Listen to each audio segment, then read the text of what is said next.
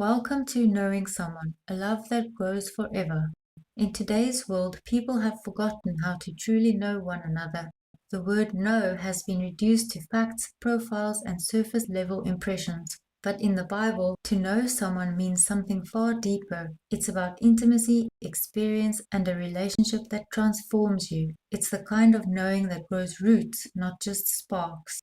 I've always looked at relationships through an eternal lens. God is eternal, never ending, never boring. His love is a fountain that never runs dry. It's always expanding, always surprising, always giving. But to access that fountain, we must know His love, not just believe in it, but experience it, walk with it, and let it shape us. And if we're made in His image, then human love should reflect that same depth. But what do we see instead? A culture obsessed with the honeymoon phase, a fleeting burst of emotion, hormones, and idealism. People treat it like the peak of love, as if everything after is just a slow descent into routine. Hello and goodbye kisses become lifeless habits. Partners become furniture, and the spark gone.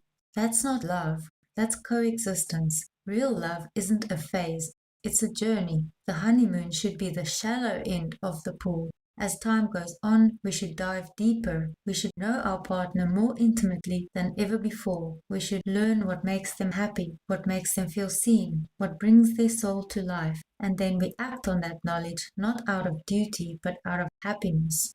People grow, desires change, ideas evolve. 10 years in, you're not loving the same person you married. You're loving someone who's expanded, matured, and become more complex. So why would your love stay the same? To truly know someone is to stay in touch with their soul, to keep learning about them, to keep discovering the depths of who they are.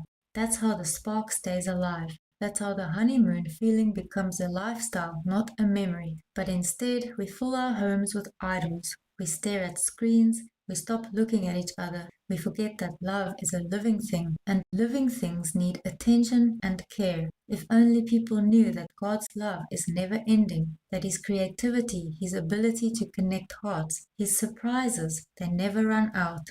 And if we tapped into that, our relationships could reflect it. We could have love that grows stronger with time, not weaker. Love that feels like a fountain, not a tap. To know someone is to study them, not with cold observation, but with love.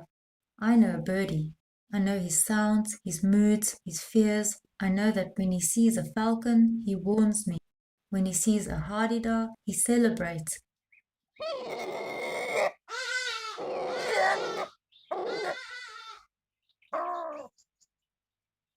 When he whispers, he's telling me what he needs, water, food, or love.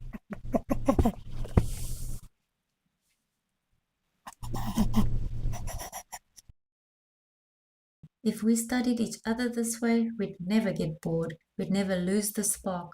We'd never settle for routine. We'd know how to love and how to grow closer together. To truly know someone, we must listen, not just with our ears, but with our heart. Too often people listen on the surface. They hear words, but they don't absorb meaning. They respond with shallow remarks, shift the conversation back to themselves, and leave the other person feeling unheard and unexplored. This kind of communication is draining. It's unfulfilling. It's not connection, it's noise. To know someone is to create a space where their thoughts, feelings, and inner world are welcomed.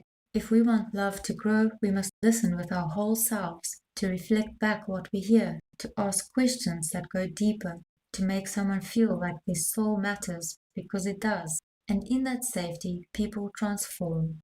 Thank you for watching. See you in the next video.